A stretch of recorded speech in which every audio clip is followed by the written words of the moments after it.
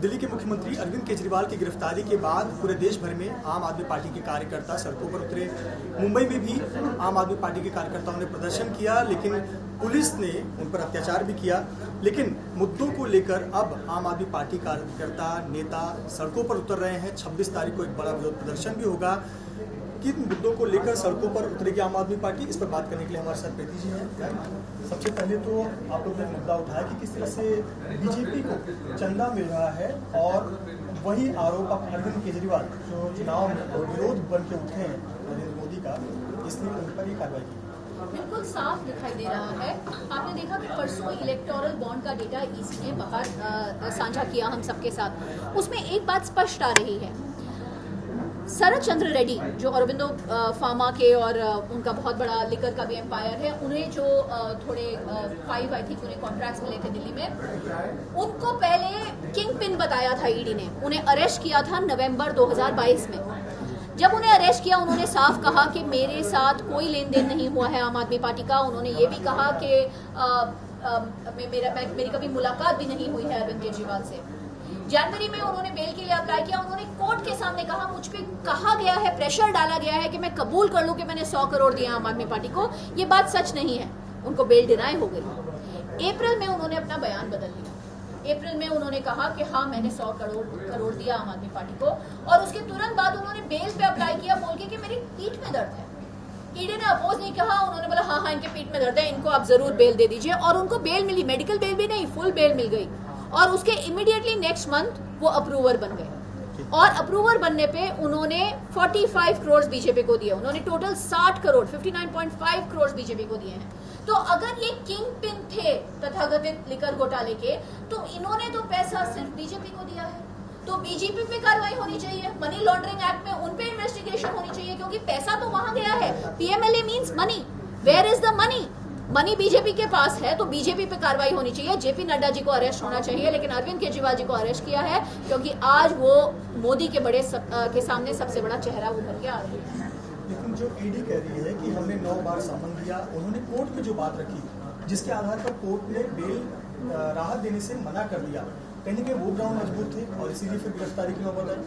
देखिए, सीबीआई ने अरविंद जी को समन दिए। अरविंद जी गए, इन्वेस्टिगेशन में ज्वाइन हुए, उनके सारे जवाब दिए। ईडी ने समन दिए। हमें पता था कि विच हंट है। वो समन देंगे, बुलाएंगे और अरेस्ट करेंगे। उन्होंने संजय भैया के साथ ऐसे किया, मनीष जी के साथ ऐसे किया, सत्येंद्र जैन के साथ ऐसे किया, विजय नायर के साथ ऐसे किया। हमें पता है कि ईडी जब न्योता देती है, वो चाय पिला के नहीं भेजती, वो अरेस्ट करती है। तो हमने समन्स का विरोध किया, क्योंकि हमें पता है ये बीजेपी की विच हंट है, और हम उस समन्स का विरोध करते ही रहेंगे, क्योंकि ये ईडी आज एक इन्वेस्टिगेटिव एजेंसी नहीं है, वो बीजेपी का एक विंग बन गई है। और इसका विरोध करना हमारा, आई थिंक, हमारी नैतिक रिस्पॉन्सिबिलिटी है। हमें महात्मा गांधी जी कह के गए थे कि अगर एक सरकार टिरेनिकल हो जाए तो हम उसको अपोज करना चाहिए। हमें नॉन कोऑपरेशन मूवमेंट शुरू करनी चाहिए, और ये नॉन कोऑपरेशन मूवमेंट देश भर में फैलेगी। अन्ना हजारे, जहां जिनके आंदोलन के बाद इस पार्टी का जन्म हुआ था, अन्ना हजारे कह रहे हैं कि जो जैसा कर्म किया वैसा भुगत रहा है, यानी उन्होंने गिरफ्तारी पर खुशी जताई। मैं आपको एक पर्सनल बात बताऊं, मेरे पिताजी जब बहुत बुजुर्ग हो गए थे, उन्हें डिमेंशिया हो गया था, सैडली वो कोविड काल में गुजर गए। उन्होंने एक बार मेरे खिलाफ पुलिस बुला ली थी। जब इंसान की उम्र इतनी ज्यादा हो जाती है, वो थोड़ा भूल जाता है कि सही क्या है, गलत का क्या है, अपने कौन है, पराए कौन है। जब अन्ना जी बोल रहे थे, साफ सुनाई दे रहा था, पीछे से कोई उन्हें प्रॉम्प्ट कर रहा था। तो मुझे दुख है इस बात का कि अन्ना अभी इस स्थिति में है, लेकिन हम बिल्कुल क्लियर है कि आम आदमी पार्टी कट्टर ईमानदार पार्टी है, अरविंद केजरीवाल कट्टर ईमानदार पॉलिटिशियन है, और वही इस देश की राजनीति को बदलेंगे। यही अन्ना हजारे कह रहे हैं कि उन्होंने जब ये शराब नीति बन रही थी, तब उन्होंने 2 पत्र लिखे थे और ये भी सुझाव दिया था कि पार्टी को शराब से तो दूर ही रहना चाहिए। सर, हमने देखा है कि जहाँ पे प्रोहिबिशन होती है, जैसे गुजरात में प्रोहिबिशन है, वहाँ पे आज 30,000 करोड़ का अवैध दारू का धंधा चल रहा है। तो सर, लिकर को रेगुलेट करना बहुत जरूरी है, उसको सरकार के नियंत्रण में रख के उसकी डिस्ट्रीब्यूशन देखना बहुत जरूरी है, वरना इलिसिट लिकर पी के बहुत सारी जाने जाती हैं। तो जब हम सरकार चलाते हैं, हमें लोगों के भले के बारे में सोचना चाहिए, सच्चाई समझनी चाहिए देश की क्या है, और उसके हिसाब से हमने लिकर नीति बनाई, जिससे दिल्ली सरकार को इतना सारा पैसा मिला कि हम कई मोहल्ला क्लिनिक खोल सके, हम कई स्कूल्स ऑफ एमिनेंस खोल सके, हम स्कूलों में एस्ट्रोटर्फ वाली हॉकी फील्ड्स और स्विमिंग पूल्स दे पाए हैं। तो हमने जो पैसा कमाया लिकर की नीति बदल के, वो हमने जनता के लिए, यही कल्याणकारी गवर्नमेंट का रूल होता है। आपने कहा कि आम आदमी पार्टी कट्टर ईमानदार पार्टी है। ईमानदारी का पहला जो चैप्टर होता है ईमान से आता है और नैतिकता से आता है। नैतिकता के आधार पर अगर इतना बड़ा गंभीर आरोप लगा है, खुद एक समय था अरविंद केजरीवाल जी भी बहुत आरोप लगाते थे, बहुत सारे नेता केंद्रीय मंत्रियों को इस्तीफा सिर्फ आरोप की बुनियाद पर देना पड़ा था कि मामला कोर्ट तक नहीं गया था। आपको लगता है नैतिक रूप से अरविंद केजरीवाल को इस्तीफा देना चाहिए? देखिए, जब बीजेपी आरोप लगाती है कि अजीत पवार ने 70,000 करोड़ का घोटाला किया, नरेंद्र मोदी खुद वो आरोप लगाते हैं मध्य प्रदेश में, 2 दिन बाद वो अजीत पवार को अपना उप मुख्यमंत्री बना देते हैं।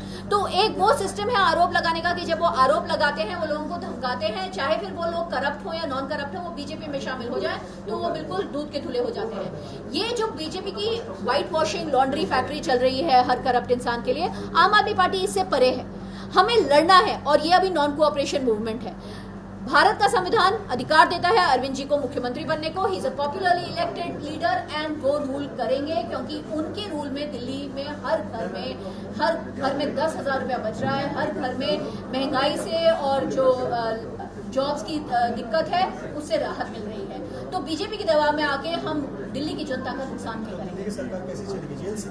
बिल्कुल चलेगी, अरविंद जी के आदेश से चलेगी और अरविंद जी के सिपाहियों के हाथ से चलेगी। 26 तारीख को आप लोग सड़कों पर उतरने वाले हैं और इस बार की जो होलिका दहन आप कर रहे हैं, आप लोग विशेष रूप से होलिका दहन मनाने वाले हैं। क्या होगा होलिका दहन का स्वरूप और 26 तारीख को क्या होगा मुंबई में? राहुल जी ने बताया था कि आज एक असुर शक्ति इस देश पे राज कर रही है। उस असुर शक्ति के खिलाफ हम प्रार्थना करेंगे कि देव शक्ति हमें मिले और हम उस असुर शक्ति के खिलाफ लड़ सकें। हम होली का मैसेज सबके पास लेके जाएंगे होली के समय पे कि आज देश में अधर्म का राज है और धर्म के लिए सबको जागरूक होना पड़ेगा। बहुत बहुत धन्यवाद हमसे बात करने के लिए। तो 26 तारीख को आम आदमी पार्टी इंडिया गठबंधन के अन्य दलों के साथ मुंबई की सड़कों पर उतरेगी और अरविंद केजरीवाल की गिरफ्तारी का विरोध करेगी।